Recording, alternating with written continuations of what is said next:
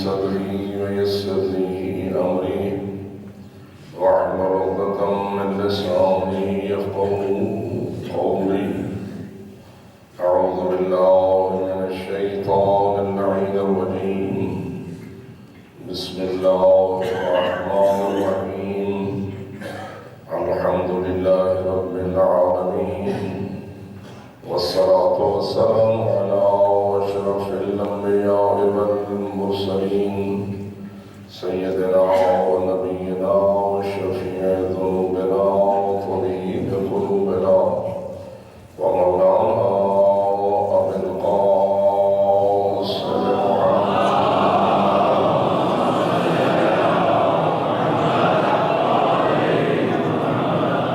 والصلاة والسلام على أهل بيته الطيبين الطاهرين المعصومين الغر الميامين المنتجبين المكرمين الذين قال الله تعالى في حقهم: إنما يريد الله ليذهب عنكم الرجس أهل البيت ويطهركم تطهيرا.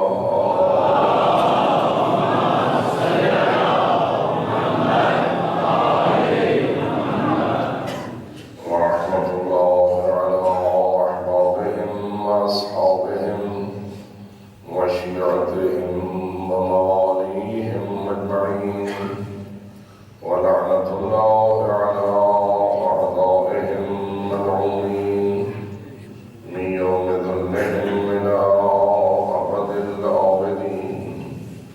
أما بعد، فقد قال الله تبارك وتعالى في كتابه المبين وخطابه المتين: بسم الله الرحمن الرحيم. لقد من الله على المؤمنين إذ بعث فيهم رسولا من أنفسهم يتلو عليهم آياته ويزكيهم ويعلمهم الكتاب والحكمة وإن كانوا من قبل لفي ضلال مبين. صلى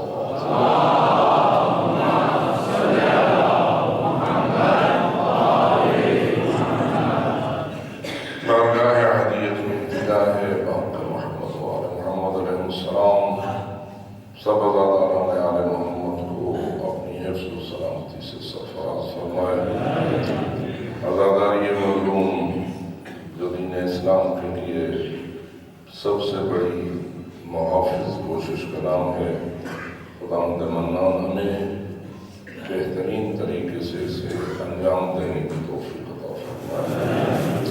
ہمارے اسلاف اور ہمارے بزرگان جنہوں نے پیش بہا وراثت ہمارے لیے چھوڑی ہے، اور ہمارے عقیدے اور ایمان کے مطابق اس سے بہتر اور کوئی وراثت نہ تھی، نہ ہے اور نہ ہو سکتی ہے.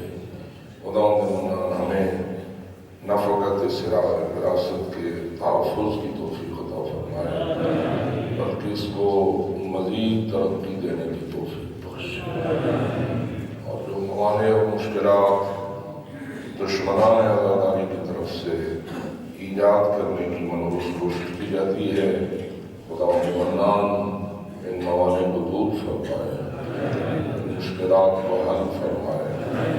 جو حضرات اس راستے میں اپنی جان کا نذرانہ پیش کرتے ہیں، خداوند منان انہیں شہداء کربلا کے ساتھ محشور فرمائے. جو اس سلسلے میں خرچ کرتے ہیں اور تعاون مالی اخلاقی کرتے ہیں، رب العزت ان کی توفیقات میں مزید اضافہ فرمائے، اور اس سلسلے خیر کو قائم رکھنے کی ہم سب کو توفیق بخشے، تاکہ یہ وراثت ہم اپنے سب سے عظیم عزادار وارث زمان حضرت صاحب الامر علیہ السلام تک پہنچائیں.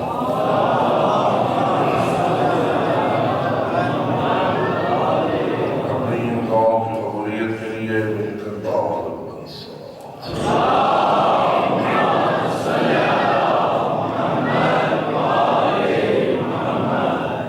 برادران ایمانی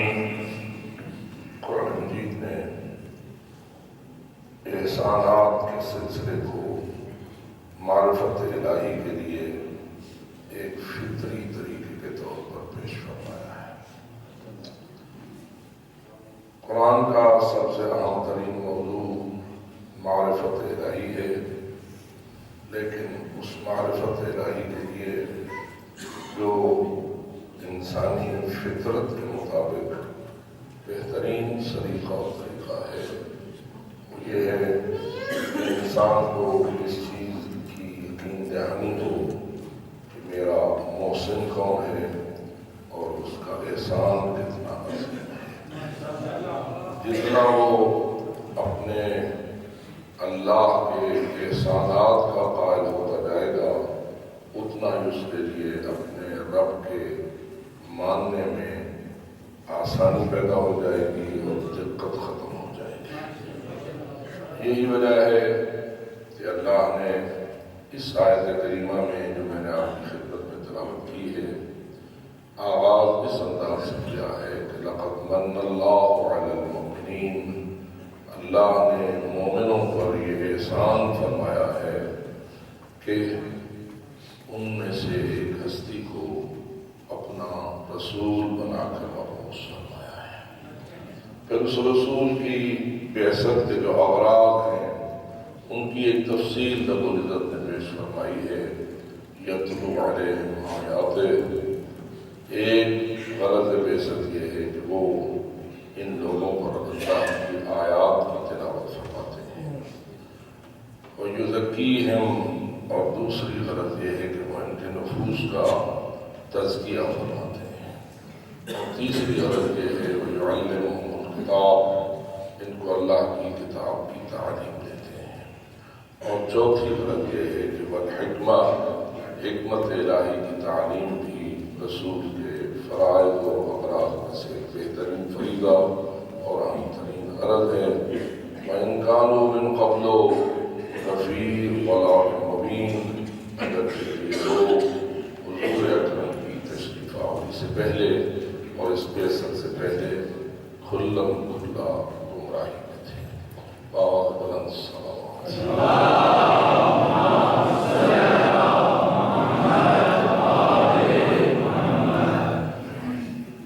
احسان کے لفظ کو لقد من اللہ کے الفاظ کو رب العزت نے اسی لیے استعمال فرمایا ہے کہ تاکہ انسان کے لیے اس چیز کو تسلیم کرنا اس کی عین فطرت کے مطابق ہو۔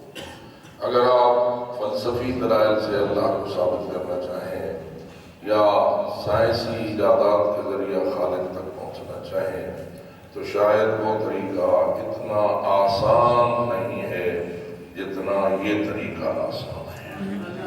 آپ اگر غور کریں تو خداوند منان نے فقط انسان ہی نہیں ہر حیوان کی فطرت میں بھی یہ بات رکھ دی ہے کہ جو کوئی کسی حیوان پر بھی احسان کرے گا تو وہ حیوان بھی اس احسان کے مقابلے میں اس سے اظہار محبت بھی کرے گا، اس کا شکریہ بھی ادا کرنے کی کوشش کرے گا، بلکہ اس کا وفادار رہنے کی کوشش کرے گا۔ اگرچہ کہ بہت سارے حیوانات ایسے بھی ہیں جنہیں شریعت اسلامیہ میں نجس العین قرار دیا گیا ہے، لیکن ان نجس العین جانوروں میں سے بھی ایک جانور ایسا ہے کہ جس کی فطرت عجیب ہے کہ وہ انسانوں کے اندر رہنا پسند کرتا ہے۔ اگر اسے باہر بھی چھوڑ دیا جائے تو پھر وہ واپس پلٹتا ہے اور انسانی آبادی ہی میں رہنا پسند کرتا ہے۔ آپ اسے دیکھیں، ہم بحیثیت ایک مسلمان کے اس سے دور رہنا پسند کرتے ہیں، لیکن وہ جس گھر کا کھاتا ہے اس کی کتنی وفاداری کرتا ہوا نظر آتا ہے۔ حتیٰ کہ اگر رات کی تاریکی میں بھی کبھی کوئی مالک باہر سے آ رہا ہو اور یہ اپنی فطرت کے مطابق اس ایریے کی محافظت کر رہا ہوتا ہے کہ جو اس گھر کا حریم ہوتا ہے، جس گھر سے اس نے کھانا کھایا ہوتا ہے، تو رات کے یہ اگر ناشناختگی کی وجہ سے اس کو کھوتا ہے یا اس کو للکارتا ہے اور وہ اپنی شناخت کرا لیتا ہے اور کہتا ہے کہ میں وہی ہوں جو مالک ہوں تو پھر یقیناً آپ میں سے بہت سارے لوگوں نے یہ دیکھا ہوگا کہ وہ اپنے منہ کو زمین کے قریب لے جاتا ہے، اس کے قدموں کو ڈھونڈ کر اسے چومنے کی کوشش کرتا ہے، اور ایسا نظر آتا ہے جیسے اس سے اس بات کی معافی مانگ رہا ہوتا ہے کہ میں نے نہ پہچاننے کی وجہ سے آپ کے خلاف گستاخی کی ہے، اس لیے میں آپ سے معافی کا طلبگار ہوں۔ یہ وہ فطرت ہے جو رب العزت نے اس قسم کے حیوان میں بھی رکھی ہوئی ہے۔ اس فطرت سے احسان و محسن کی معرفت آسان ہو جاتی ہے۔ وہ انسان جسے ہم اشرف المخلوقات کہتے ہیں، جسے اللہ نے بھی وَلَقَدْ خَلَقْنَا الْإِنسَانَ فِي أَحْسَنِ تَقْوِيمٍ کے نام سے یاد کیا ہے کہ بے شک ہم نے انسان کو سب سے بہترین تقویم میں خلق کیا ہے۔ واضح ہے کہ یہ فطرت اس میں بدرجہ عدم رکھی ہے اور درجہ کمال تک پہنچی ہوئی ہے، لیکن فرق اتنا ہے کہ یہ انسان کبھی فطرت کے مطابق چلتا ہے تو کبھی فطرت سے بغاوت کرتا ہے۔ جب یہ فطرت کے مطابق چلتا ہے تو اس کا مقام بلند سے بلند ترین ہو کر اعلیٰ علیین کی منزل تک پہنچ جاتا ہے، بلکہ یہ سلمان و ابو ذر کی منزل پا لیتا ہے۔ بلکہ اگر یہ کہہ دوں تو وہ غلط نہ ہوگا کہ یہی فطرت کی وفاداری ہے اور اللہ کے احسانات کو پہچاننا ہے، جس کے نتیجے میں شخصیت قاب قوسین او ادنیٰ کی منزل تک بھی پہنچتی ہے۔ وہ اعلیٰ ترین مقام انسانیت ہے کہ جس سے بڑھ کر کسی کا تصور نہیں ہو سکتا۔ لیکن اگر کوئی فطرت کی بغاوت کا راستہ اختیار کرتا ہے تو وہاں اللہ فرماتا ہے ثم رددناہ اسفل سافلین، کہ ہم اس کو پھر سب سے پسترین پستی کے اندر گھیر دیتے ہیں، اور پھر اس کے لیے اس سے بڑھ کر کسی اور پستی کا تصور نہیں ہو سکتا۔ فطرت کی حمایت کرنا، فطرت کے مطابق چلنا، دوسرے الفاظ میں اس کا نام اسلام ہے، اور فطرت کی بغاوت کرنا اس کا نام شیطنت ہے، اور اس کا نام ابلیسیت ہے۔ اللہ نے اپنا سب سے بڑا احسان اس آیت کریمہ میں ان الفاظ سے بیان فرمایا ہے کہ ہم نے مومنین پر سب سے بڑا احسان یہ کیا ہے کہ ہم نے ان کی ہدایت کے لیے اپنے سب سے عظیم رسول کو مبعوث فرمایا ہے۔ اب آپ غور کیجیے، ہم جب لفظ احسان کا ابتدائی تصور ذہن میں لیتے ہیں تو ہمارے ذہن میں مادی تصور آتا ہے، یعنی مادی اشیاء جو کوئی کسی پر احسان کرے اس کو ہم محسن کے طور پر پہچانتے ہیں، اور روٹی، کپڑا، مکان، ان ضروریات کو ہم جو مہیا کرے اسے اپنا محسن سمجھتے ہیں۔ فرض کیجیے کہ والدین کی قدر کرنا، والدین سے محبت رکھنا، والدین کی قدر افزائی کرنا، آیا یہ فقط مسلمین میں ہے یا غیر مسلمین میں بھی ہے؟ تو واضح ہے کہ غیر مسلم بھی اپنے والد کی قدر کرتا ہے، اپنی والدہ کی عزت کرتا ہے، حالانکہ وہ کیوں اس کی عزت کرتا ہے، کیوں اس کا احترام کرتا ہے، کیوں اس سے محبت رکھتا ہے، کیوں اس کا شکریہ ادا کرنا اپنے لیے ضروری سمجھتا ہے، جبکہ وہ اسلام کو بھی نہیں مانتا، جبکہ وہ دین کو بھی نہیں مانتا، تو وہ فقط چونکہ اپنے والد کو اپنا محسن دیکھتا ہے اور اپنی والدہ کو اپنے اوپر احسان کرنے والی خاتون کے طور پر شناخت کرتا ہے، اس لیے وہ اس احسان کے بدلے کے طور پر اس سے محبت بھی کرتا ہے، اس کا شکریہ بھی ادا کرتا ہے، اور اس سے وفاداری کی کوشش بھی کرتا ہے۔ اب ہم یہاں آ کر اس چیز کا جائزہ لیں گے کہ آیا احسان فقط مادی ہوتا ہے یا احسان معنوی بھی ہوتا ہے؟ ایک وہ والد ہے جو آپ کے جسم کی تربیت کرتا ہے، اور ایک وہ استاد ہے جو آپ کے اندر علمی نور آپ کو پہنچاتا ہے، اور آپ کے اندر علمی اور تربیتی محنت کر کے آپ کی انسانیت کو اور بخشنے کی کوشش کرتا ہے۔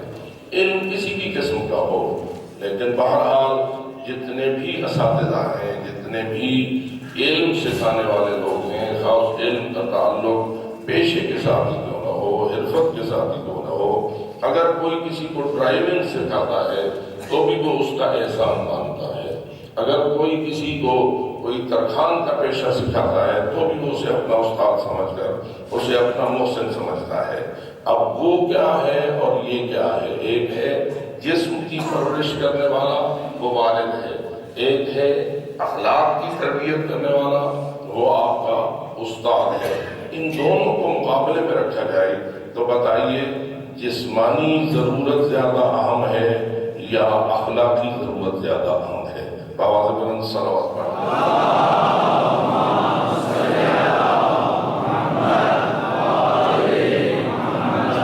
ہم جو دیکھتے ہیں تمام تعلیمی اداروں میں اور تمام یونیورسٹیوں میں ان لوگوں کی عزت افزائی زیادہ ہوتی ہے جو انسان کے استاد ہوتے ہیں، جو انسان کے مربی ہوتے ہیں، جو انسان کو کچھ اچھے اخلاق سے آراستہ کرتے ہیں، کوئی اچھا پیشہ اسے سکھاتے ہیں، کوئی اچھا فن اسے بتاتے ہیں، اس کو ہمیشہ کے لیے ایک استاد کے طور پر پہچانا جاتا ہے اور ان کی قدر افزائی اپنے والدین سے بھی زیادہ کی جاتی ہے۔ اس کی وجہ کیا ہے کہ انسان کو جو اس نے تربیت دی ہے اور جو اخلاقیات سکھائے ہیں یا جو فن سکھایا ہے، جو علم سکھایا ہے، اس کی اہمیت ایک روٹی دینے والے سے نسبتاً زیادہ ہوتی ہے۔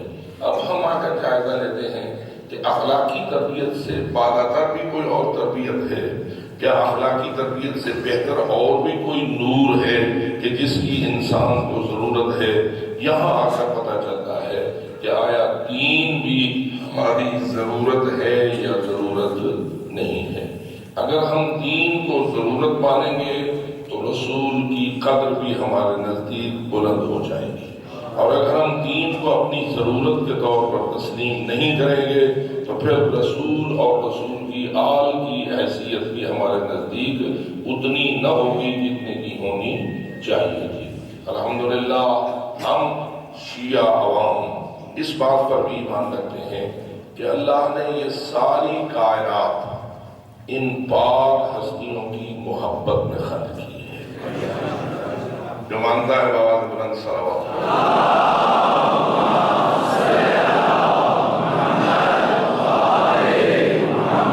حدیث کے ساتھ جسے عام طور پر ہمارے معاشرے میں بہت بڑی عظمت حاصل ہے اور ہم اکثر اس کی تلاوت کے ذریعہ اپنے آپ کو مشرف کرتے ہیں، ہماری محفلیں، ہماری انفرادی، ہماری اجتماعی تمام مقامات پر حدیث کے ساتھ اس لفظ کو جو دوسرے الفاظ میں حدیث قدسی کی حیثیت اختیار کر جاتا ہے، اس لیے کہ آپ جانتے ہیں کہ حدیث قدسی اس کلام کو کہتے ہیں جس کا متکلم تو خود اللہ ہو لیکن اسے قرآن کا حصہ نہ بنایا گیا ہو، جس کا متکلم خود اللہ رب العالمین ہو لیکن اسے قرآن مجید کا حصہ نہ بنایا گیا ہو۔ یہ جملہ جو حدیث قصہ کی کہ معراج پر پہنچا ہوا ہے، اس میں یہ ہے کہ اللہ نے فرمایا کہ وعزتی وجلالی ما خلقت السماء مبنیۃ ولا ارضا مدحیۃ ولا قمرا منیرا ولا شمسا مضیۃ ولا فلکا یدور ولا بحرا یجری ولا فلکا تسری الا فی محبت هؤلاء الخمسة الذین هم تحت الحساب۔ آواز بلند سنائیں۔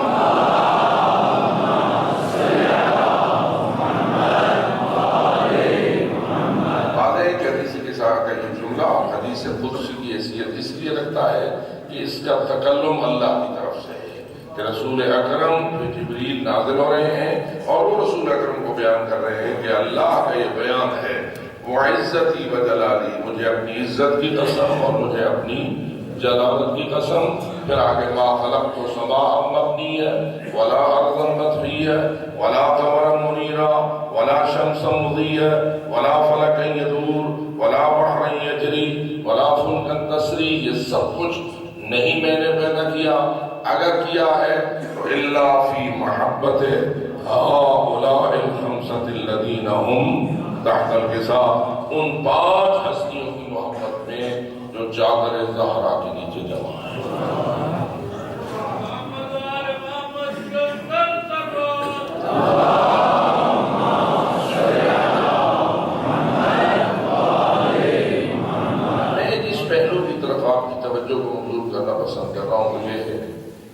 یہ ساری کائنات جو ان پانچ تن پاک ہستیوں کی محبت میں خلق ہوئی ہے، اس سے آیا اس احسان کی طرف توجہ دلائی جا رہی ہے جو ہماری مادی ضروریات کو پورا کرتا ہے، یا اس احسان کی طرف توجہ دلائی جا رہی ہے جو ہماری روحانی ضروریات کو پورا کرتا ہے؟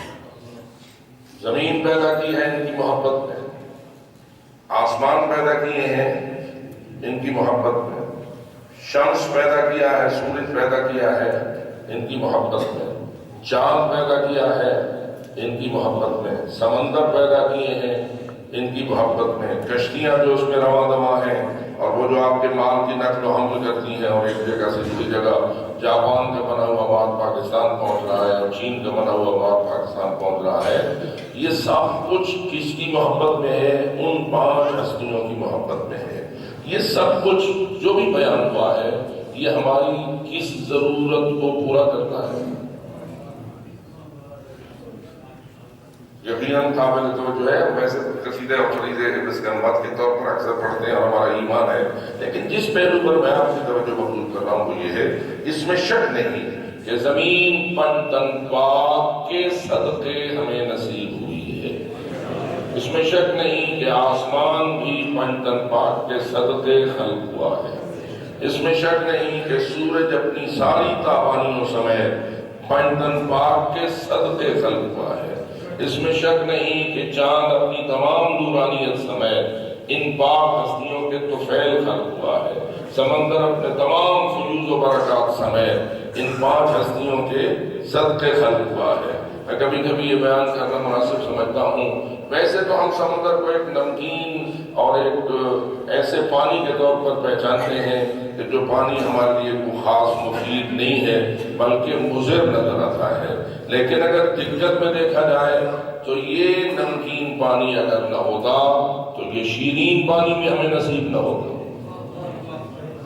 اگر یہ سمندر کا نمکین پانی نہ ہوتا تو یہ صاف و شفاف شیرین پانی بھی ہمیں نصیب نہ ہوتا، کیونکہ آپ حضرات مجھ سے بہتر جانتے ہیں کہ سمندر پر پڑتی ہیں آفتاب کی تمازت، اس سے اٹھتے ہیں آبی بخارات، وہ اوپر جاتے ہیں تو بن جاتا ہے بادلوں میں پانی، بادلوں کے مشکلیں جب بھر جاتے ہیں تو ہوائیں انہیں اٹھا کر لے جاتی ہیں اور جا کر برستی ہیں وہاں جہاں شیرین پانی کی ضرورت ہوتی ہے، اور یا وہ جمی ہوئی برف کی شکل اختیار کر کے ہمالیہ کی چوٹیوں پر گلیشیئر کی شکل اختیار کر لیتا ہے، اور پھر وہی میٹھا اور شیرین پانی قطروں قطروں کی شکل میں پگھلتا ہے، اور پھر وہ ندی دریا نالے بن کر وہ نیچے بہتا ہے، اور جہاں بہتا ہے وہاں زمین کی دائیں طرف بھی اور بائیں طرف بھی چشموں کی شکل میں زمین کے نیچے سٹور ہوتا جاتا ہے، پھر آپ موٹریں لگاتے ہیں تو اسلام آباد میں بھی نکل آتا ہے، پھر آپ موٹریں لگاتے ہیں تو پنڈی میں بھی نکل آتا ہے اور پوری دنیا میں ہے۔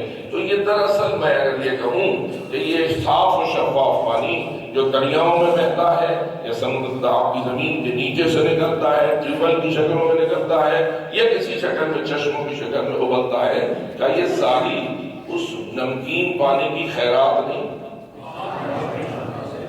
اسی کی خیرات ہے نا، جو ادھر سے سورج نے اپنی کارروائی کی، ادھر سے نمکین پانی نے اس کو اس کے ساتھ تعاون کیا، اور نتیجتاً ایک الہی نظام کے مطابق ہمیں یہ شیرین پانی میسر ہوا۔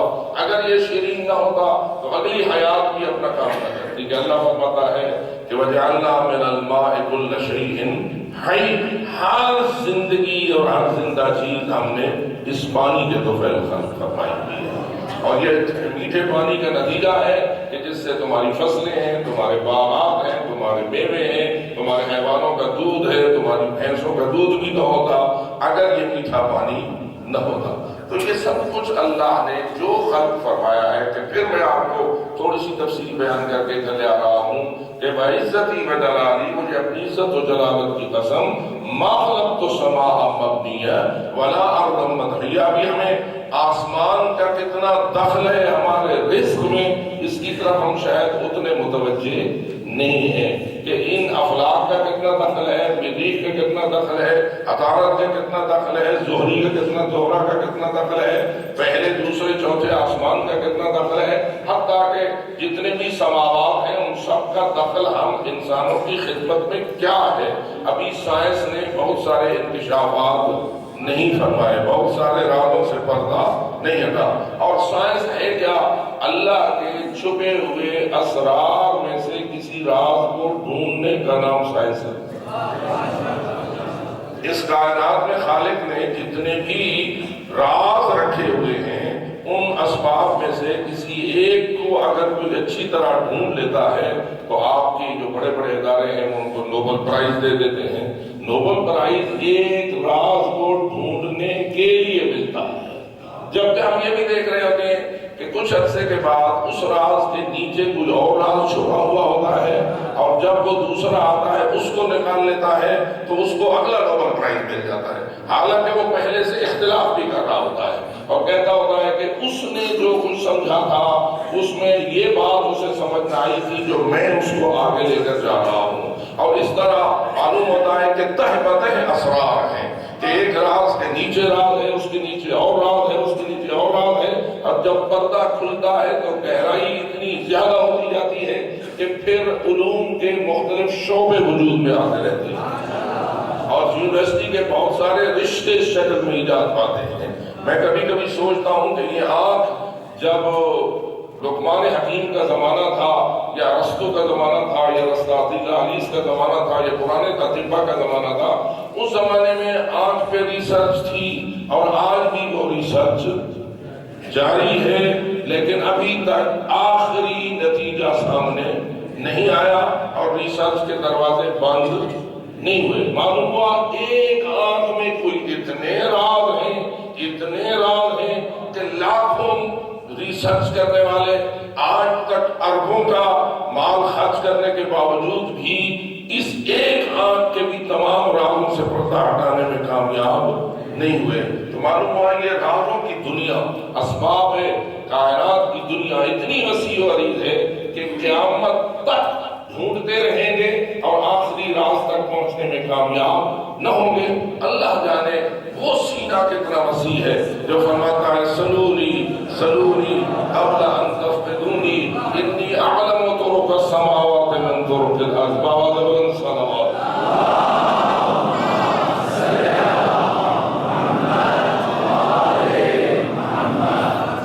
یہ سائنس جتنی بھی وسعت پاتی جائے گی اتنا ہی دین کی معاون بنتی چلی جائے گی اور دین کے لیے معید بنتی چلی جائے گی۔ معرفت الہی کے لیے سب سے زیادہ تائید اس سائنس کے ذریعہ ہے، بشرطے کہ انسان شیطان کی گرفت سے نکل چکا ہوا ہو، بشرطے کہ انسان ابلیسیت سے پاک ہو چکا ہوا ہو۔ یا وہاں جب شیطان اپنا دخل کرتا ہے تو پھر آپ دیکھتے ہیں کہ شیطان تو کوئی ایسی خبیث قسم کی مخلوق ہے کہ اللہ حکم دے رہا ہے سجدہ کرو، سارے ملائکہ کر دیتے ہیں، یہ اکیلا نہیں کرتا۔ اب اس سے پوچھا جاتا ہے تم نے کیوں نہیں کیا؟ اس نے اپنی ایک دلیل کری ہوئی ہے، ایک استدلال کھڑا ہوا ہے اور کہتا ہے کہ چونکہ تو نے مجھے آگ سے خلق کیا ہے اور اسے خاک سے خلق کیا ہے، خلقتنی من نار وخلقتہ من طین، اس لیے میں اپنے آپ کو انا خیر منہ، اس سے اپنے آپ کو آدم سے افضل سمجھتا ہوں۔ میرا سوال یہ ہے کہ اس کی دلیل ہے یا نہیں؟ ایک دلیل اس نے پیش کی ہے یا نہیں؟ استدلال تو اس نے کیا ہے اور کیا بھی اللہ رب العزت کے سامنے، کسی اور دربار میں نہیں، اللہ کے دربار میں کھڑا ہے اور وہاں وہ استدلال پیش کر رہا ہے۔ آپ کا کیا خیال ہے اس کا استدلال حق ہے یا باطل ہے؟ اس کی دلیل پر حق ہے یا باطل پر ہے؟ کچھ حضرات خاموش کہتے ہیں یہ کیسے ہو سکتا ہے دلیل ہو اور ہم کہیں بابا نہیں، باطل کے پاس بھی ایک دلیل ہوتی ہے لیکن ہوتی ابلیسی قسم کی دلیل ہے۔ توجہ ہے، آپ جو محافل سنتے ہیں وہ بھی اجتماعات ہیں اور محافل ہیں، اور ہر مذہب دین دھرم والے بھی اپنے اپنے استدلال بھی رکھتے ہیں، اپنے دلائل بھی رکھتے ہیں، اپنے علماء بھی رکھتے ہیں، اپنے لوگوں کو مطمئن بھی کر لیتے ہیں، وہ ان کے عاشق بھی ہو جاتے ہیں، وہ ان کے فریفتہ بھی ہو جاتے ہیں، حتیٰ کہ وہ ان کے لیے جان بھی دیتے ہیں اور خود کچھ بمبار بھی بن جاتے ہیں باوجود بلند صلوات.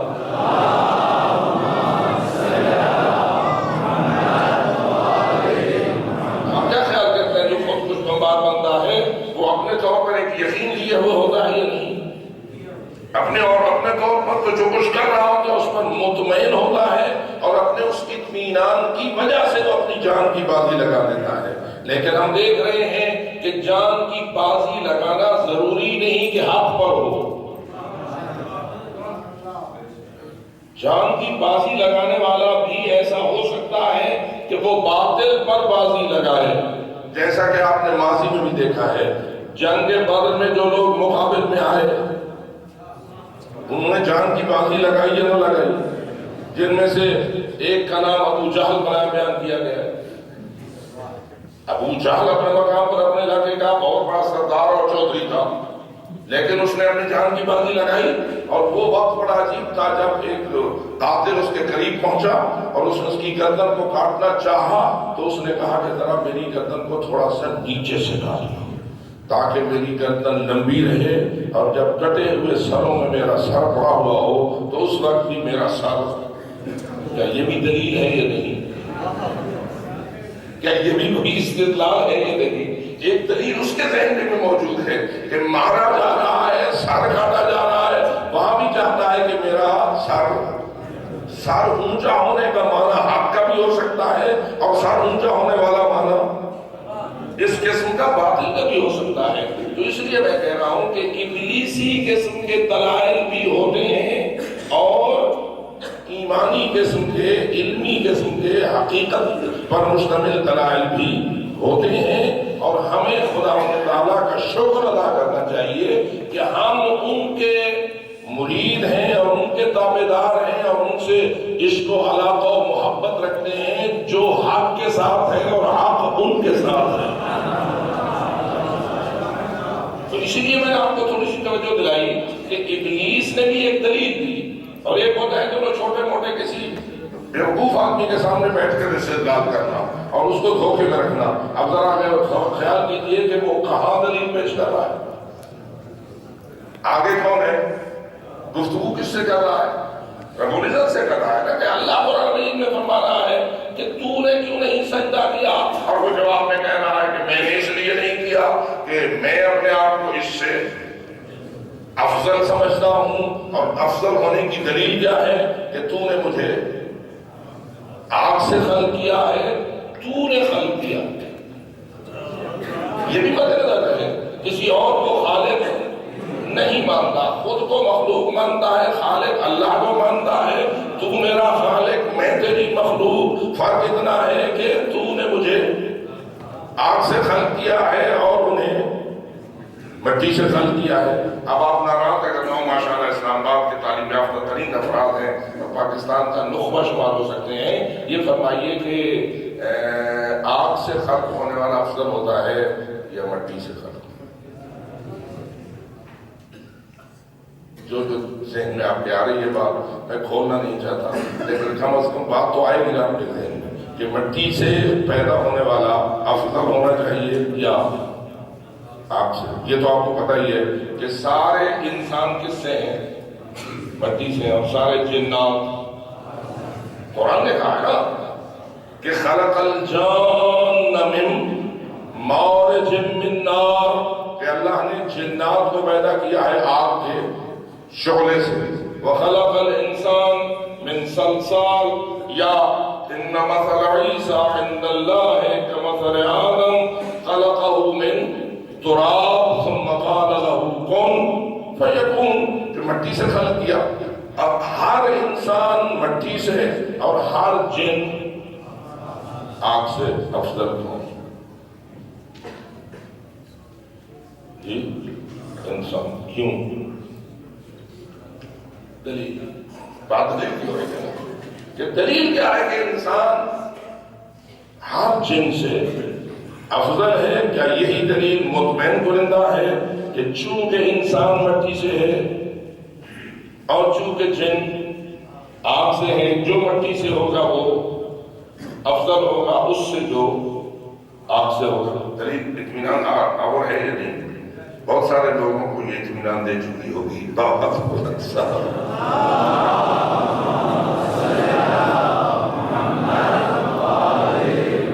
اب آپ ہی سے میں اس دل میں یہ بات قبول ہو رہی ہے اور وہی سمجھ رہا ہے کہ ہاں بات تو ٹھیک ہے کہ مٹی والا افضل ہونا چاہیے آگ والے سے.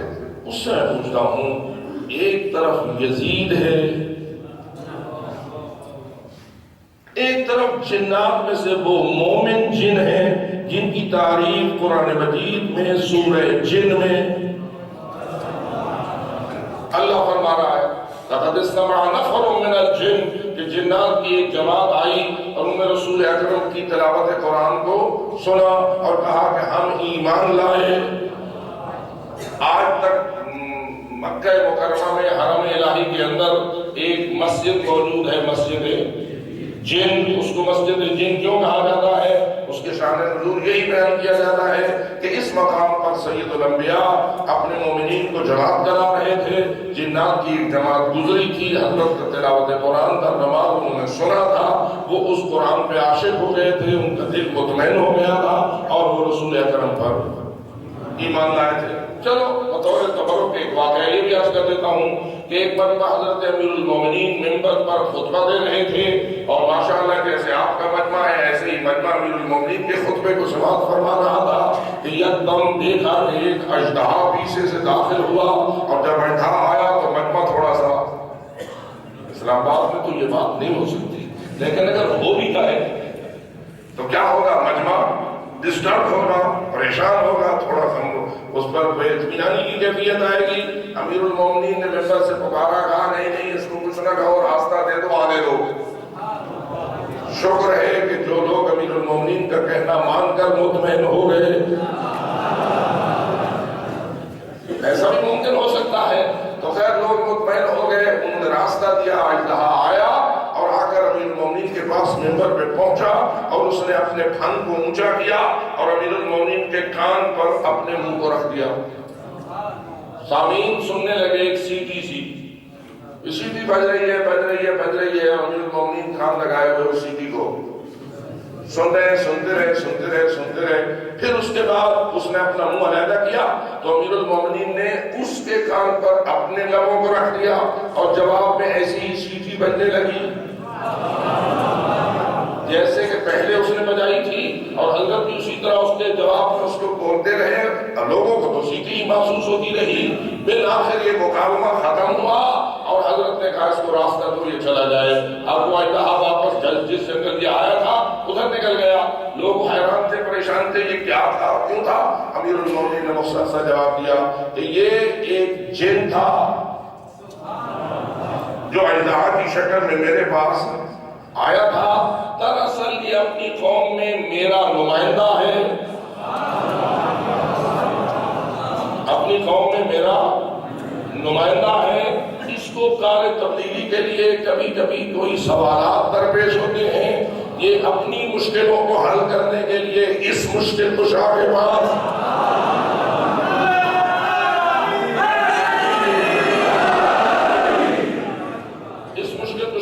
آتا رہتا ہے. آج بھی اسے کچھ مشکلات درپیش تھیں اور میں نے اس کی مشکلوں کو حل کیا, یہ چلا گیا ہے.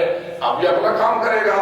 آپ بھی روزانہ جب نماز ختم کر لیتے ہیں اور زیارت کے لیے مشت شہادت کو اٹھاتے ہیں تو ایک زیارت جو آپ اپنے مولا امام زمان علیہ السلام کی پڑھتے ہیں, کیا اس میں یہ جملہ کہتے ہیں نہیں السلام علیکم یا امام الانس, کیا کہتے ہیں جان. یہ جان کیا ہے؟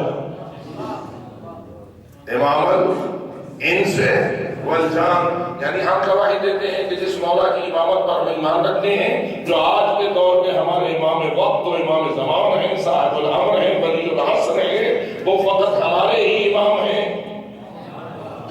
یا جنات کے لیے ہیں یا نہیں؟ شک ہے یا یقین ہے؟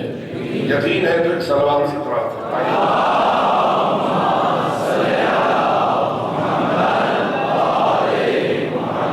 اگر آپ کے زمانے کے امام الانس والجان ہیں تو جس ہستی کے وہ جانشین پر حق ہے, خلافت آخر مسئلہ ہے نا, تو یہ خلافت و امامت پر حق جو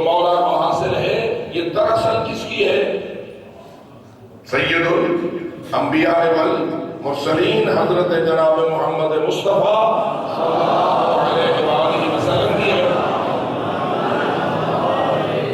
آیا وہ بھی فقط انسانوں ہی کے لیے حجت تھے یا جنات کے لیے بھی حجت تھے؟ ان کو اللہ نے جنات کے لیے بھی حجت بنایا تھا، حتیٰ کہ یہ قرآن فقط انسانوں کی ہدایت کا ضامن ہے یا جنات کی ہدایت کا بھی ضامن ہے؟ اگر جنات کی ہدایت کا ضامن نہ ہوتا تو یہ سورہ جن ان کے قرآن پر ایمان لانے کی بات ہی نہ کرتی۔ یہ علیحدہ بات ہے کہ وہ امام یا وہ نبی کس طرح ان کو ہدایت کرتے، اس کی تفصیلات کیا ہیں، تو ہم کو ذمہ دار ہیں اس بات کے کہ کائنات کی ہر چیز کا عالم ہم بن جائیں۔ ہمارا علم تو سمندر میں سے قطرہ بھی نہیں، اصل علم تو وہ ہے جو ہستیوں کے پاس ہے۔ تو بہرحال اتنا عرض کر رہا ہوں کہ جنات ہیں آگ سے، انسان ہیں مٹی سے، افضل کون؟ مومن جن یا فرعون؟ جنات میں سے جتنے مومنین ہیں یا مومنات ہیں، آیا وہ افضل ہیں یا یزید و شمر؟ یہ مٹی سے ہیں یا نہیں؟ یہ کربلا والے قاتل کیا تھے؟ بولیے، مٹی سے تھے یا نہیں؟ مٹی سے ہے نا، مٹی سے اشکر تو نہیں ہے۔ کیسی مٹی ہو، یہ علیحدہ بات ہے کہ کئی مٹی بھی پاک ہوتی ہے، کسی کی مٹی بھی منحوس ہوتی ہے، یہ علیحدہ بات ہے اپنے مقام پر، وہ ایک مدعا اور ہے۔ لیکن اتنا عرض کر سکتا ہوں کہ ہیں سارے انسان، سارے بنی آدم، ملو کہ کافر ہوں، ملو کہ مشرک ہوں، ملو کہ منافق ہوں، ملو کہ مومن ہوں، ملو کہ مسلم ہوں، ملو کہ نیک و پاکسا ہوں، متقی ہو، پرہیزگار ہوں یا فاسق و فاجر ہوں، ہیں تو سارے، کیونکہ اللہ نے خلق الانسان کہا ہے، ہر انسان کی بات کی ہے، مومنین کی بات تو فقط نہیں کی۔ تو ہر انسان ہے خاک سے، اور ان انسانوں میں کفار بھی ہیں، مشرکین بھی ہیں، منافقین بھی ہیں۔ وَإِنَّ الْمُنَافِقِينَ فِي الدَّرْكِ الْأَسْفَلِ مِنَ النَّارِ والے بھی ہیں۔ اب بتائیے کہ ادھر مٹی والے ہیں، ادھر آگ والے ہیں، افضل کون؟ کچھ پریشان ہو گیا؟ اب میں افضل کس کو کہوں؟ مٹی والے کو کہوں؟ اب ذرا دوسری میری مثال سن لیں سادہ کرنے کے لیے۔ یہ امام بارگاہ ہے، مثلا یہ تعزیہ ہے آپ کے سامنے۔ بہت سارے لوگ ایسے بھی ہیں جن کو اللہ نے بہت کچھ دیا ہے اور وہ تعزیہ بنا دیتے ہیں خالص سونے کا۔ ہو سکتا ہے یہ شاید کسی مقامات پر آپ کو اس کی اجازت بھی ہوئی ہو، بہت سارے دولت مند لوگوں نے اپنی عقیدت کے اظہار کے لیے خالص سونے کا تعزیہ بنا دیا۔ اب ایک امام بارگاہ میں ایک کونے میں پڑھا ہے خالص سونے کا تعزیہ، دوسرے پڑھا ہے یہ لکڑی کا تعزیہ۔ آپ وارد ہوں گے، آپ نے احترام کرنا ہے، آپ نے سلام کرنا ہے، آپ کس تعزیے کو زیادہ احترام دیں گے؟ جب سوچ لو اس پہ کتنا پیسہ خرچ ہوا ہے، وہ کہیں 1 ارب ڈالر کا بنا ہوگا، یہ 1 لاکھ سے بھی کم سے بن گیا، یہ تو کئی ہزاروں میں بن گیا، روپیوں میں، اور اس پہ لاکھوں ڈالر خرچ ہو گئے۔ اب اس کا بھی آپ احترام برابر کریں گے، اس کا بھی آپ احترام برابر، وہ کتنا قیمتی ہے، یہ کتنا کم قیمت ہے۔ کہیں تو میں آپ کو شاید پھسلا سکوں، شاید میں آپ کے ذہن میں شک پیدا کر سکوں، آپ شک میں آئیں گے نہیں، آپ کہیں گے نہیں وہ بھی تعزیہ، وہ بھی تعزیہ۔ میں نے میٹیریل کو سلام نہیں کرنا، میں سونے کو سلام کرنے نہیں گیا، میں شبیہ روضہ امام حسین کو سلام کرنے گیا۔ میں نے تو شبیہ روضہ مولا کو سلام کرنا ہے، وہ سونے کا ہو تو لکڑی کا ہو تو، حالانکہ آپ دیہاتوں میں آپ جائیں تو اس قسم کی لکڑی بھی وہاں میسر نہیں آتی، وہاں تو کھجور کی چھڑیوں کے بعد اوقات تازے بنا لے جاتے ہیں، ان کو بالکل اچھے سے کاغذ لگا لیتے ہیں اور وہ تعزیہ بن جاتا ہے۔ تو وہ اتنا سادہ سا تعزیہ جو وقتی طور پر بنایا جاتا ہے اور انتہائی کم خرچ ہوتا ہے اور بڑا عارضی ٹائم کے لیے ہوتا ہے، وہ بھی قابل احترام۔ تو اس لیے معلوم ہوا کہ یہ نہیں ہے کہ مسجد نبوی آج زیادہ قابل احترام ہے کہ وہ دنیا کی سب سے بہترین میٹیریل پر مشتمل آل سعود نے پتہ نہیں کہاں سے پیسہ لے کر خرچ کر کے اس کو ایک بہت بڑی اعلیٰ بلڈنگ کے طور پر بنا دیا ہوا ہے. بس آج وہ اس لیے لائق عزت و احترام ہے کہ اس کا میٹیریل بڑا اچھا ہے، کہ اس لیے لائق احترام ہے کہ وہ نبی اکرم صلی اللہ علیہ وسلم کی مسجد ہے. اور اسی طرح جو خانہ کعبہ ہے وہ سونے کا بنا ہوا ہے، وہ قیمتی ترین پتھروں کا بنا ہوا ہے. کیا اللہ قادر نہ تھا کہ اس بیت اللہ کو جنت کے کوئی اعلیٰ ترین قسم کے پتھر بھیج کے بنواتا؟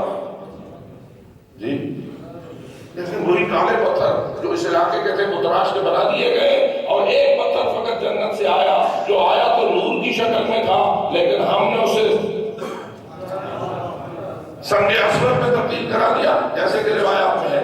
لیکن بہرحال میں یہ عرض کرنا چاہتا ہوں کہ کیا جس چیز سے کوئی شے بنائی جاتی ہے وہ اس کی عزت و احترام کی بنیاد ہوتی ہے، یا جس مقصد کے لیے کوئی چیز وجود میں آتی ہے اس کی بنیاد پر اس کا احترام ہوتا ہے؟ تو اس لیے میرے عزیزان گرامی قدر، شیطان نے، ابلیس نے اللہ رب العزت کے سامنے کھم پھونک کر بڑا اپنے خیال میں بند ٹھن کر یہ دلیل پیش کی کہ انا خیر منہ، میں آدم سے افضل ہوں،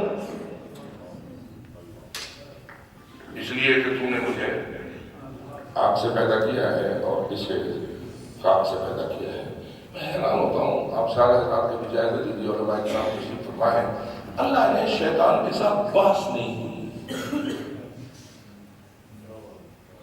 بحث و تمہیز مباحثہ نہیں کی. ایک بات ہے جو قرآن میں ملتی ہے، وہ یہ اللہ فرماتا ہے اِذْ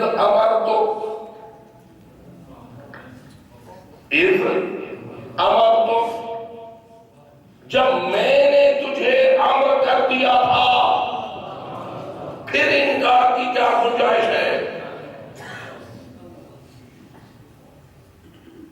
ورنہ اللہ اسے سمجھانے کی کوشش کرتا ہے، پاگل بے وقوف، مٹی والی بات نہ کر، آگ والی بات نہ کر، جیسے میں آپ کے سامنے بات کر رہا ہوں. وہ بات کرتا اسے کچھ سمجھاتا، لیکن نہیں، اللہ نے کوئی بات نہیں کی، فقط اتنا کہا تو جب مجھے خالق مانتا ہے تو جب میں خالق نے تجھے امر دے دیا تھا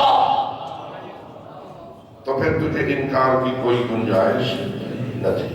تو اس لیے میرے عزیزان گرامی قدر، اس نقطے پہ غور کرنے کی ضرورت ہوتی ہے کہ اللہ نے جس مقصد کے لیے کسی چیز کو بنایا ہوتا ہے وہ کیا ہے.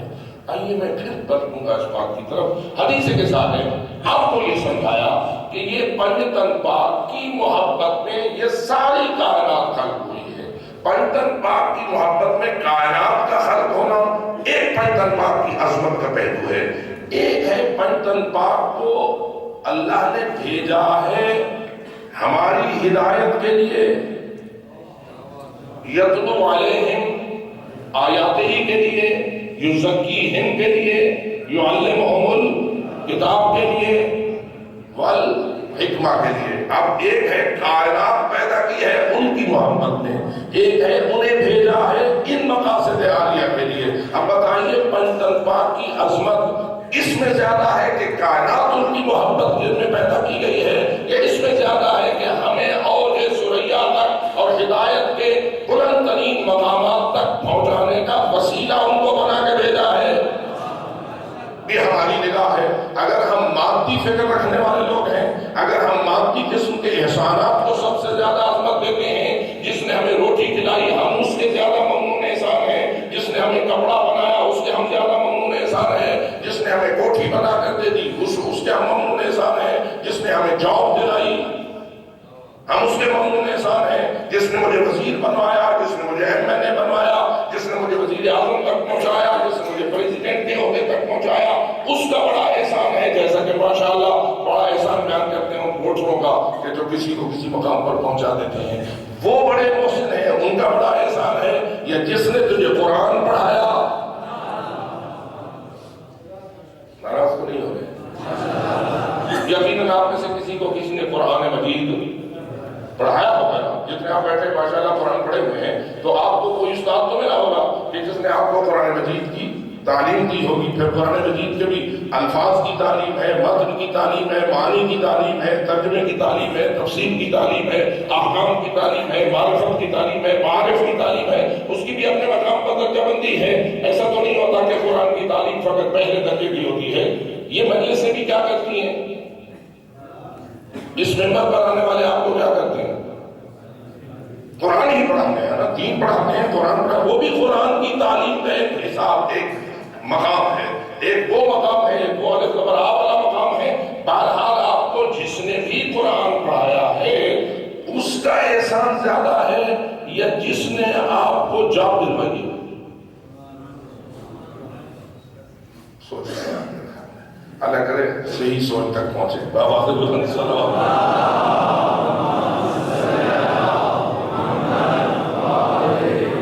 میں توجہ یہ دلانا چاہ رہا ہوں میرے عزیزان گرامی قادر، آج بھی ہمارے اندر ایسے لوگ موجود ہیں جو فقط آل محمد کو وسیلہ رزق ہونے کے حوالے سے زیادہ مقام دیتے ہیں. لیکن میں توجہ دلانا چاہتا ہوں بے شک وہ وسیلہ رزق ہیں. رزق کے سارے اسباب انہی کے طفیل خلق ہوئے ہیں اور انہی کے طفیل رزق ہمیں نصیب ہوتا ہے. لیکن رزق کا وسیلہ ہونا زیادہ بلندی ہے یا ہدایت کا وسیلہ ہونا زیادہ بلندی ہے؟ اور میں بس اوقات یہ دیکھتا ہوں کہ بہت سارے اہل ممبر آپ کے آ کر آل محمد کی فضیلتوں کو، ان کے مرتبے کو اور ان کے مقام بلند کو اس پہلو تک محدود کرتے ہیں اور پھر اسی پر ہی زیادہ زور دے کے ختم کر دیتے ہیں اور ہدایت والی بات کی طرف انہیں جتنا توجہ دینا چاہیے تھی اتنا توجہ نہیں دیتے. بلکہ بس اوقات تعارف خاندان رسول فقط رزق کی تقسیم تک محدود رہتا ہے اور رزق کے بیان تک محدود رہتا ہے. اور اگر کوئی کہہ دے کہ نہیں جی رزق والا معاملہ اس طرح نہیں، اس طرح آپ نے کہا ہے، تو وہ اسے کہتے ہیں تم نکل گیا ہے، تم پتہ نہیں کیا ہو گیا اور وہ ہو گیا. میرے عزیز دوستو، اس سے انکار نہیں ہے کہ رزق کے تمام اسباب بھی وعزتی و جلالی کے دائرے کے اندر آتے ہیں. یہی پھر آپ اس فرمان قدسی کو پڑھ لیں، مجھے اپنی عزت کی قسم، مجھے اپنی جلالت کی قسم، یہ سب کچھ جو تیرے وسائل ہیں، تو زمین سے استفادہ کرتا ہے، تو آسمانی فیوز و برکات سے فیض اٹھاتا ہے، تو سورج کی روشنی سے فیض اٹھاتا ہے، تو چاند کے نور سے فیض اٹھاتا ہے، تو سمندروں سے فیض اٹھاتا ہے. یہ جتنا بھی تیرے اموال ہیں، یہ میرے سامنے لاؤڈ اسپیکر پڑا ہے، یہ کسی سمندر میں چلنے والی کشتی ہی کے ذریعے یہاں پہنچا ہوگا نا. اگر یہ جاپان کا بنا ہوا ہے تو ایسے تو نہیں آ سکتا تھا، یہ ہوائی جہاز لایا ہوگا یا سمندری کشتی سے لائی ہوگی. اسی لیے اللہ فرماتا ہے وفور کن تجری، یہ جتنی کشتیاں چل رہی ہیں یہ بھی میں نے چلا تھا اگر پنٹن باپ کی محبت نہ ہوتی. اور اگر آج کے دور میں کہہ تم کو دوں میں ہوائی جہازوں کو بھی نہ اڑاتا، اگر پنٹن باپ کی محبت نہ ہوتی تو وہ بھی اس لیے کہ ہوائیں بھی جس چیز کو دوش پر اٹھاتی ہیں وہ بھی نہیں کہہ سکتے. اس سے شک نہیں کہ رزق کے تمام وسائل محمد و آل محمد کی محبت کا نتیجہ ہے. اگر یہ نہ ہوتے لولا کلمہ خلقت الافلاق، میں اس کائنات کو خلق ہی نہ کرتا. لیکن اب سوال یہ ہے کہ کائنات تو خلق ہو چکی تھی، رزق پہلے مل رہا تھا، اسباب رزق مل رہے تھے اور یہ ہستیاں عالم انوار میں تھیں.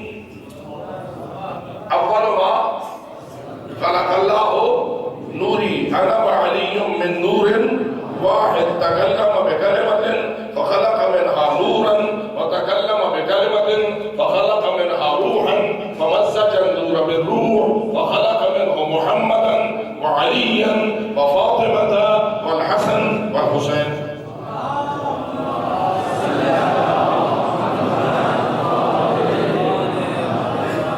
احسان رب العزت کو تیرے سامنے متوجہ کہ لقد من اللہ علی المؤمنین کے سائے والے گفتگو ہو رہی ہے کہ احسان رب العزت ہے یہ سارے رزق کے وسائل کو خلق کرنا. بدفعل محمد و آل محمد علیہ السلام ایک بہت بڑا احسان ہے کہ جس کی مثل اور کوئی احسان نہیں ہو سکتا. لیکن اسی ہستی کو اللہ نے ان ہستیوں کو جب اس عالم سے اس عالم میں بھیجا،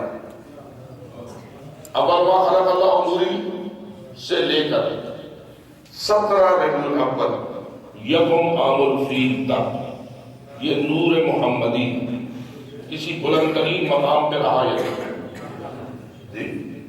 اول ما خلق اللہ نوری پاک کسی بلند ترین مقام پہ رہا یا نہیں؟ حجابات قدس، حجابات روح، کیا کیا اس کی تفصیلات ہیں، رہا جہاں رہا اللہ نے عزت میں رکھا یا نہیں، اور راحت میں رکھا یا نہیں؟ ہمیں ماننا پڑے گا کہ عزت اور راحت اسی جملے میں بھی عزت پہ رہا ہے کہ سبحنا فسبحت الملائکہ وقدسنا فقدست الملائکہ، ہم نے تسبیح کی تو ملائکہ تسبیح کرنے لگے، ہم نے تقدیس الہی کو بیان کیا تو ملائکہ تقدیس کرنے لگے۔ اسی میں عظمت محمد و آل محمد اور انوار قدسیہ نظر آ رہی ہے یا نہیں؟ تو جس مقام پر تھے عزت میں تھے، جس مقام پر تھے راحت میں تھے، اس اول تخلیق سے لے کر اس 17 ربیع الاول کی ولادت باسعادت تک، یہ جتنی بھی صدیاں بناؤ، جتنا بھی زمانہ بناؤ، طویل ترین دور ہوگا، اس کو سامنے رکھو۔ پھر اس کے بعد میرا سوال یہ ہے کہ 17 ربیع الاول سے لے کر، یعنی یکم عام الفیل 17 ربیع الاول سے لے کر 28 صفر سن 11 ہجری تک سید الانبیاء اس زمین پر رہے۔ بتائیے وہ دور اور یہ دور راحت کے اعتبار سے فرق میں ہے کہ نہیں؟ وہ راحت کا دور تھا، یہ مصیبت کا دور تھا۔ رسول اکرم کا یہ فرمان ان کی مصیبت کو بیان کرنے کے لیے کافی ہے کہ ما اوذی نبی قط کما ازید، جتنا مجھے ستایا گیا ہے اتنا کسی نبی کو بھی نہیں ستایا گیا۔ اذیت کی توضیح کے لیے، تشریح کے لیے اتنا ہی کافی ہے۔ اب رسول اکرم یہاں جو 63 سال گزار کر جا رہے ہیں وہ ہیں اذیتوں سے بھرے ہوئے، اور جو پہلا دور ہے وہ ہے راحتوں کا دور، عزتوں کا دور، اور یہ ہے مصیبتوں کا دور۔ اور جتنا امت نے ان کو رسوا اور ذلیل کرنے کی منحوس کوشش کی ہے وہ بھی کسی سے چھپی ہوئی نہیں ہے۔ اب ہم پر یہ سوال ہے کہ اس عظیم ترین باعزت و راحت دور سے اس اللہ نے اپنے سب سے بڑے حبیب کو اور اپنے سب سے بڑے معزز ترین فرد کائنات کو اس اذیت بھرے ماحول میں کیوں بھیجا؟ روزی تو پہلے بھی دنیا کو مل رہی تھی، آسمان خلق ہو چکا تھا، زمین خلق ہو چکی تھی، سورج اپنا نور تقسیم کر رہا تھا، اول تخلیق سے لے کے اس وقت تک پتہ نہیں کتنے استفادے دنیا اٹھا رہی تھی۔ نہ آتے تو بھی ما خلقت السماء مبنیۃً، وہ اپنے مقام پر حق تھا یا نہیں؟ اس زمین پر اللہ نے نہ بھیجنا تو بھی وما خلقت السماء مبنیۃً کی حدیث قدسی اپنے مقام پر سیٹ اور سیٹ ہے یا نہیں؟ یعنی کیا یہ وما خلقت السماء مبنیہ والی حدیث رسول کی ولادت کے بعد شروع ہوئی ہے یا ابتدا سے نہیں؟ یعنی جب آدم کا زمانہ تھا تو بھی انہی کے صدقے تھا سب کچھ، جب نوح علیہ السلام کا زمانہ تھا تو بھی انہی پاک ہستیوں کے صدقے تھا سب کچھ۔ 1,24,000 نبیوں میں سے ایک کم 1,24,000 انبیاء آتے رہے، جو کچھ بھی تھا سارا یہ مادی سلسلہ، یہ مانوی رزق کا سلسلہ، یہ زمین و آسمان کے فجور و برکات، یہ زمین کے اندر سے ساری فصلیں میں وجات، جو کچھ بھی رزق کے ساتھ تعلق کرتا ہے وہ سب انہی کے صدقے تھا۔ پھر اے رب العالمین اللہ، تو نے اپنی محبوب ترین ہستیوں کو اس اذیت بھرے ماحول میں کیوں بھیجا؟ اور یہ بھیجنا اس کا احسان ہے یا نہیں؟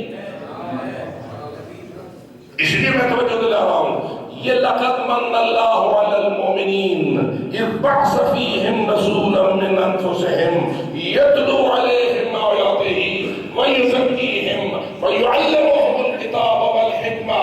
جو کچھ یہ آیت کریمہ تمہیں بیان کر رہی ہے یہ بالا تر ہے اس سے جس کو بعزتی و جلالی، وہ بھی اپنے مقام پر احسان ہے، لیکن یہ احسان اس سے، یعنی اگر یہ نہ ہوتا تو ہمارے پاس وہ چیز نہ ہوتی جو ہمیں چاہیے تھی۔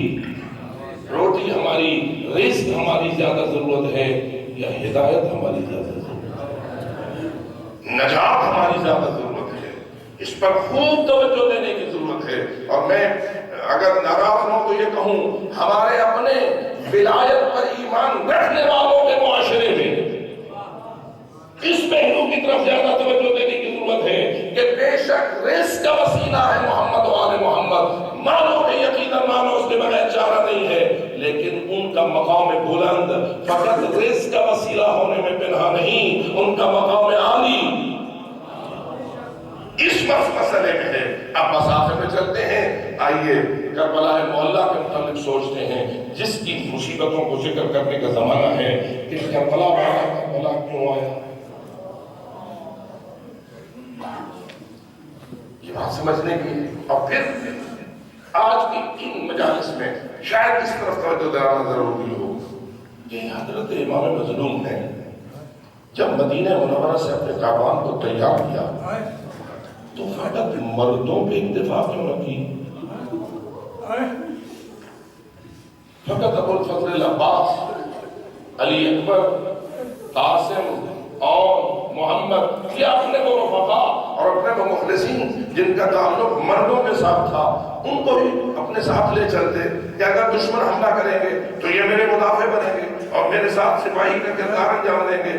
لیکن یہ کیا ہے کہ خواتین، پردادار خواتین، معظمہ خواتین، باعزت خواتین، وہ بھی جس کے متعلق روایت موجود ہے کہ یحییٰ مازنی پوچھتا ہے حضرت امیر المومنین سے کہ آپ کے گھر میں کوئی بیٹی ہے،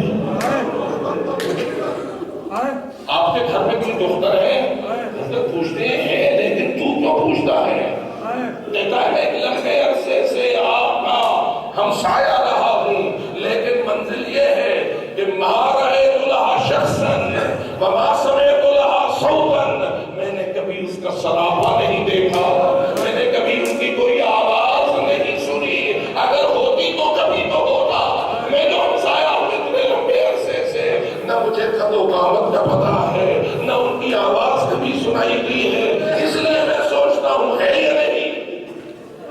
اس وقت امیر المومنین یقیناً رو بھی دیے ہوں گے اور فرمایا ہوگا، فرمایا یہی کہ اے یحییٰ تجھے کیسے یہ سب کچھ معلوم ہو؟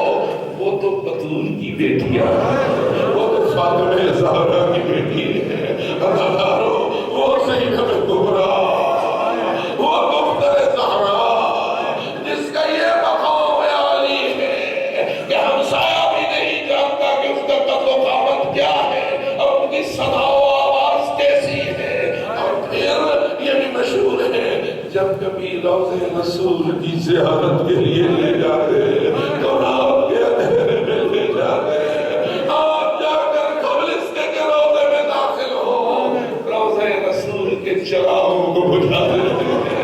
اتنی بڑی حرمت، عزت اور پردہ و حجاب جن ہستیوں کا امیر المومنین محفوظ رکھتے تھے، بتا کیا نہ جانتے تھے حسین کے زینب کبریٰ کیا ہے؟ کیا نہ سمجھتے تھے مولا امام حسین کے میری ہمشیروں کا مقام کیا ہے، ان کی عزت کیا ہے، ان کی عزت و حرمت کیا ہے؟ اور جب یقیناً جانتے تھے تو پھر یقیناً ہم سے آپ سے سب سے سوال ہے کہ کیوں لے چلے، اس کاروان میں کیوں ساتھ لے چلے؟ کوئی اگر کہے کوئی مجبوری ہوگی تو ہمیں تاریخ سامنے موجود ہے، ہمیشہ آپ سنتے رہتے ہیں۔ کیا کبھی کوئی روایت آپ نے سنی کہ مدینے کے گورنر کی کسی فورس نے مولا امام حسین کو مجبور کیا ہو تو بہنوں کو بھی لے جاؤ، مجبور کیا ہو تو بیٹیوں کو بھی لے جاؤ، مجبور کیا ہو کہ اپنی پردہ داروں کو لے جاؤ؟ نہ، کہیں کوئی روایت نہیں ملتی۔ اور جب ایسا نہیں تو یہ سوال ہم سے ہی ہے نا کہ پھر امام حسین کیوں لے گئے، مقصد کیا تھا، اور وہ کون سا احسان ہے جو ہم پر ہوا ہے کربلا کی خواتین کے وسیلے سے؟ ایک دعا ہے کربلا کے شہداء کے وسیلے سے، ایک دعا ہے کربلا کے عباس کے لہو کے صدقے، ایک دعا ہے کربلا کے علی اکبر کے سینے کے چھلی ہونے کے صدقے، ایک دعا ہے کربلا کے علی اصغر کے باپ کے سینے پر تڑپنے کے صدقے، ایک دعا ہے حرو، حبیبو، قریبو، زہیرو، مسلم کے صدقے کے جن کے درمیان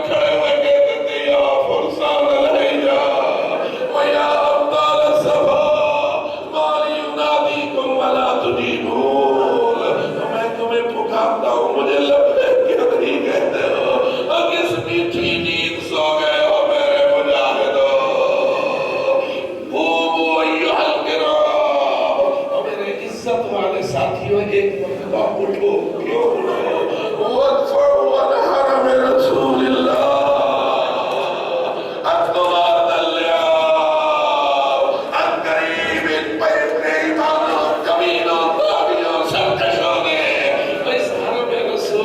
حملہ کرنا ہے، اٹھو ان کے دفاع کا حق ادا کرو۔ یہ وہ درد ہے جسے امام حسین ان الفاظ میں تعبیر کر رہے ہیں۔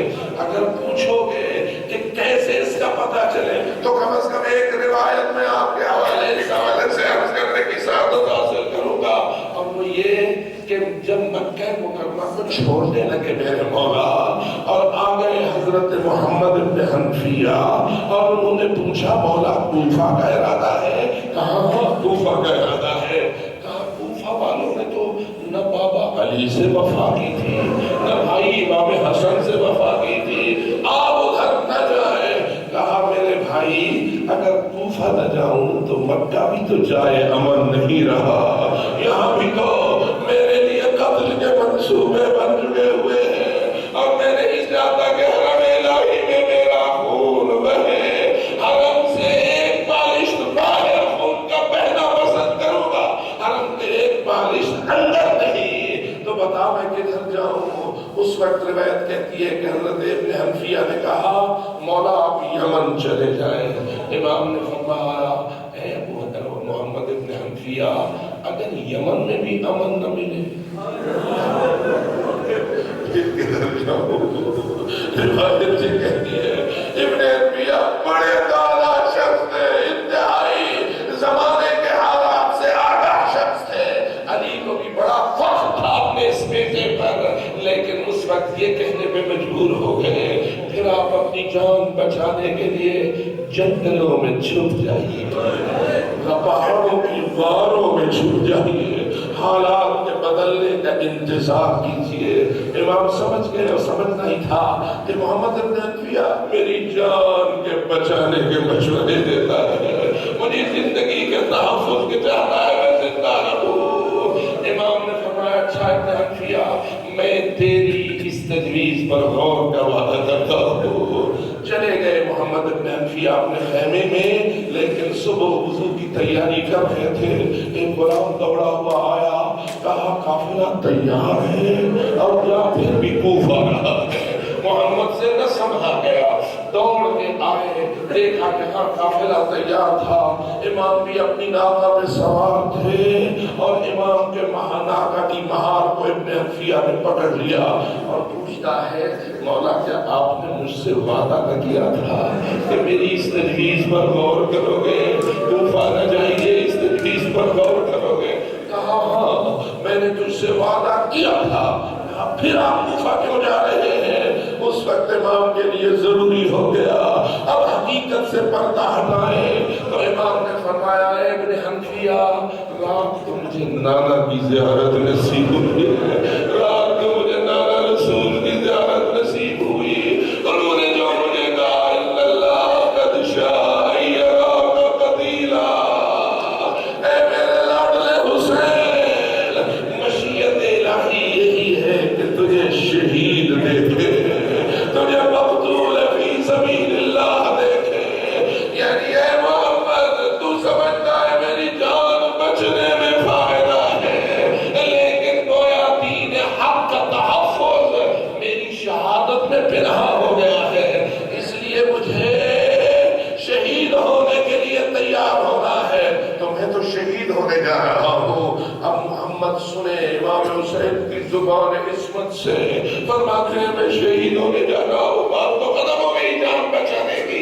اسی لیے روایت کہتی ہے بکا شدیدہ، آپ 1400 سال بعد ہو رہے ہیں نا، آپ نے تو کئی مرتبہ سنا ہے، ذرا اس دل کا جائزہ لیجیے جو ابن حنفیہ کا قلب ناظرین ہے، سن رہا ہے کہ مولا فرماتے ہیں میں تو شہید ہونے جا رہا ہوں، بکا شدیدہ سخت روئے، لیکن اگلا جملہ ہے جس کے لیے میں نے یہ روایت آپ کو سنائی ہے کہ اگلے جملے میں روتی ہوئی نگاہوں سے پچھلے قصے کو بھی دیکھا، کاروان کے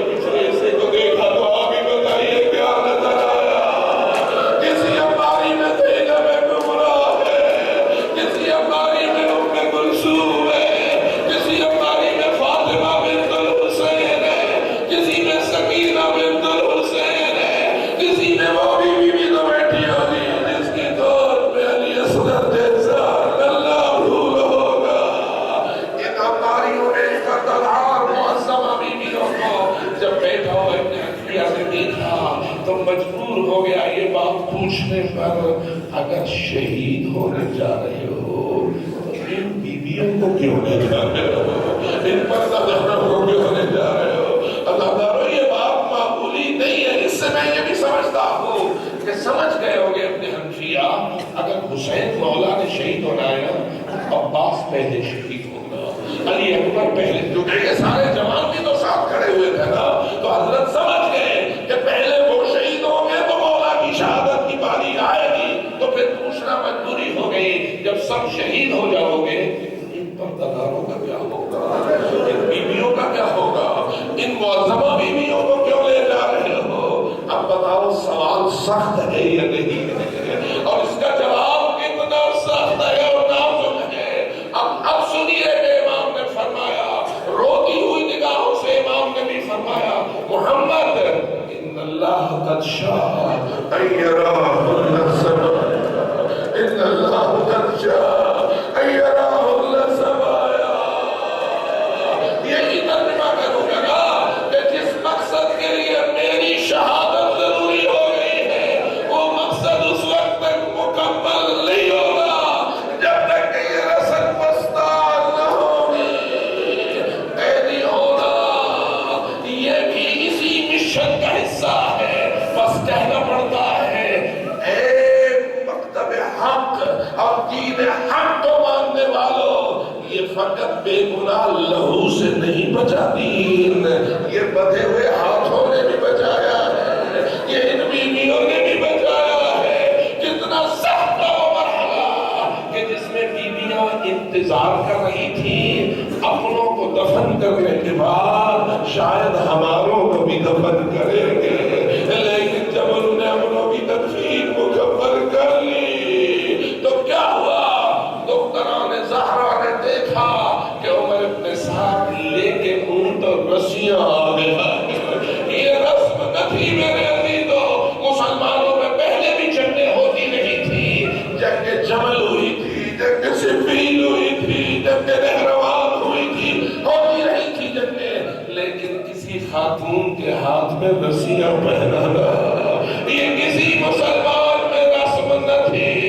یہ تو پہلا مرحلہ ہے کہ بیویاں ہیں رسول کی بیٹیاں اور لے کے آ گئے ہیں یہ ظالم رسیاں، اور بیویاں سمجھ گئی کہ اب تو یہ ہمیں قیدی بنا کے لے جانا چاہتے ہیں۔ اس وقت دختر زہرا کا یہ جملہ ہے، فرماتی ہے عمر ابن سعد تجھے حیا نہیں آتی، نحن ودائع رسول اللہ، ہم تو اللہ کے رسول کی امانتیں ہیں، اور تم ہمارے ساتھ کیا سلوک کرنے چلے ہو؟ لیکن رونے والوں اتنا پوچھتا ہوں، کیا وہ ظالم رہ گئے؟ کیا انہوں نے کچھ قدم پیچھے ہٹایا؟ نہ، باندھ لیا رسیوں میں، اور فقط اتنا نہیں بلکہ اس مقتل سے آن گزارا جس میں وہ لاش پڑی تھی، جس کو کوئی بہن نہ دیکھ سکے، جس کو کوئی بیٹی نہ دیکھ سکے، لیکن ہائے افسوس اور سخت افسوس، بیویوں نے وہ منظر دیکھا تو کیسے دیکھا؟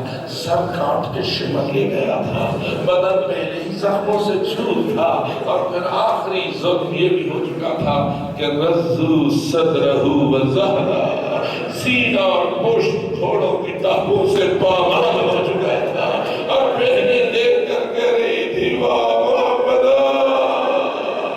صلی اللہ علیہ ملیک السماء وہذا حسین مرمل بالدماء مقطع الاعضاء مسلوب الامامت والرضا، اور اپنے مشن کی عظمت کو روشن کرتے ہوئے اور اپنے فریضے کے معراج کو روشن کرتے ہوئے کہہ رہی تھی اللہم تقبل منا هذا القربان، اے اللہ یہ قربانی منظور کر لے، یعنی جس مقصد کے لیے میرا بھائی اپنے سارے عزیزوں سمیت درجہ شہادت میں فائد ہوا ہے، اس مقصد مقصد کو کامیاب کر دے.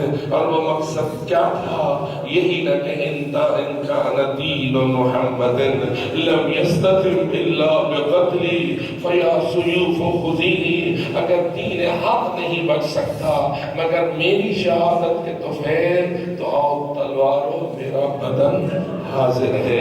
اور اگر میں اس میں یہ جملہ ایڈ کر دوں آؤ زنجیروں اور رسیوں ہمارے ہاتھوں کا طریقہ کرے حاضر ہے. ہم یہ سب صدمے برداشت کریں گے لیکن امت کی ہدایت کے لیے اس رب کائنات نے جو دین حق نازل کیا ہے اس کے خلاف کوئی جدیدی سازش یا کوئی شیطانی سازش کامیاب نہ ہونے دیں گے. اور آج اگر ہم عزاداری کرتے ہیں تو آخری جملہ یہی ہے، اگر ہم سے پوچھا جائے کہ عزاداری کا مقصد کیا ہے تو مختصر جواب یہی ہے، عزاداری کا مقصد وہی ہے جو مظلوم کی شہادت کا مقصد تھا یا بیویوں کی قید کا مقصد تھا. دین کو زندہ رکھنا اور حق کو پائندہ رکھنا یہ ہماری ذمہ داری ہے. ہم اس پہ اپنا سب کچھ قربان تو کر سکتے ہیں لیکن اس پہ کسی قسم کا کمپرومائز ہم نہیں کر سکتے. البتہ ہم پر فرض ہے کہ ہم دین سے باہر نکل کر دین کی حفاظت نہ کریں، دین کے اندر رہ کے دین کی حفاظت کریں. خدا تعالیٰ ہمیں ایسا عطا رہنے کی توفیق عطا فرمائے.